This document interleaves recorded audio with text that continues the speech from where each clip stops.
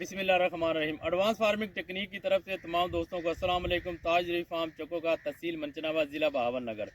तो जिस खेत में हम खड़े हैं यहाँ पर तोरी लगाई गई थी। 11वें महीने में नवंबर में हमने तोरी लगाई थी।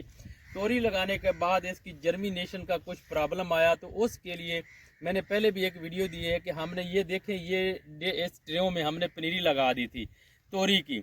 अब वो तैयार हो गई है, इसका शापर उतारा है। उतारने के बाद आपको आगे इसको लगाना कैसे है। सबसे पहले तो जहाँ पर ये नागा है, आपको नागा दिखाना। ये नागा देखें, इधर नागे, इस साइड पे है नागे। करीब से थोड़ा दिखा दें, करीब से दिखाना नागे। ये देख लें, ये नागा है, आपने देख लिया। इसके बाद क्या करना है आपने, जब भी नागा है इसमें, तो इसमें पहले आपने थोड़ा सा पानी डालना है। वो किस तरीके से, ये पानी मुझे दिखाना, इसमें पानी है ये इसमें, तो इसमें क्या डाला हुआ है, इसमें मैक्रो न्यूट्रिएंट्स हमने डाल दिए, वेस्ट डिकम्पोजर डाला और थायोफनेट डाल दी। उसके बाद क्या किया, सुराख इधर लाना, सुराख पहले कर लेना है आपने।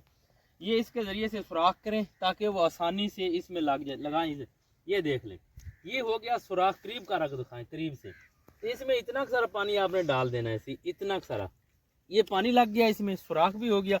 इसके बाद क्या है, ये ट्रे है, इसमें ट्रे में से ये तोरी निकालने का तरीका क्या है। इसमें तोरी निकालने का थोड़ी बैक साइड दिखाना। ये देखें, इस तरीके से यहाँ से थोड़ा सा इसको आपने दबा देना है और ये तोरी इस तरीके निकल आएगी।